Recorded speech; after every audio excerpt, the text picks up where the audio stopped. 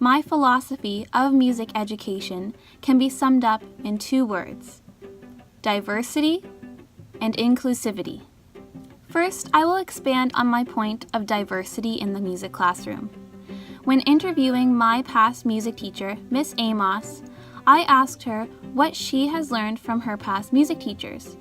She said that her music teachers gave her the means to love the diversity in the music classroom and appreciate it. Miss Amos expanded on this point, saying that there are all types of students in the classroom who take music, but they all have different interests. Some may like sports, some may be good at science, others may like to draw, but they're all taking music, and in the end, most of them fall in love with the subject.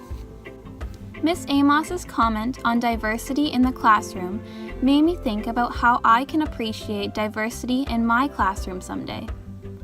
I will appreciate the diversity in the classroom by giving every student the opportunity to learn and grow and expand in their own musical interests.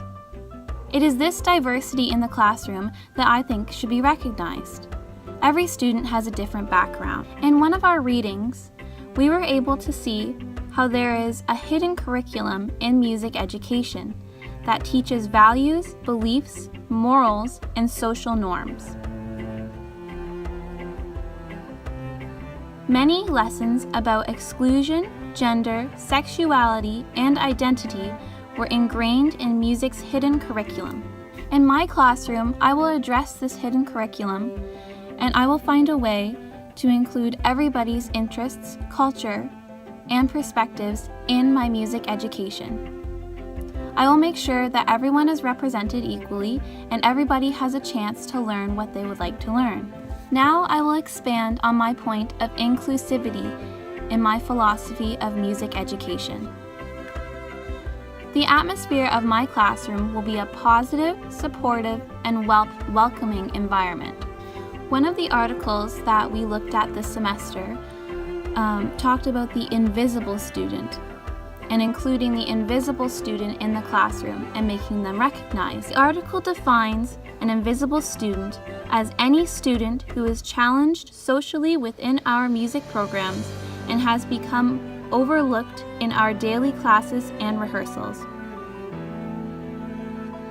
By creating a positive, supportive atmosphere where students are invited to participate and have their voices heard, I think that students will find a way to develop their identity and develop their perspectives on music. On the other hand, part of my philosophy of music education is that it is important to find a balance between having every student feel invited to participate and by not calling unnecessary attention to a single student.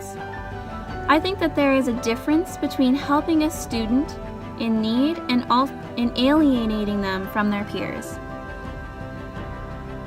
In another article that we read, we saw how providing different resources for a student can cause them to be singled out from the rest of the class, and this can have negative effects.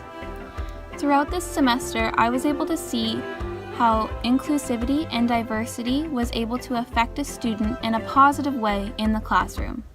I witnessed this in the class that we visited at the elementary school. I also witnessed this in our music education class. I found it to be a very inclusive environment and that I was very welcome to participate, and I found that this made a huge difference in my education. I would like to do the same for my students someday. If every student experiences this diversity and inclusivity in the classroom, I think that they would have a much more positive experience with music education and therefore form a more positive perspective on music in general. Overall, my philosophy of music education and what I am going to incorporate in my music classroom someday will be diversity and inclusivity, as I think these are 2 things that can make a huge difference in a student's life and their perspectives on music.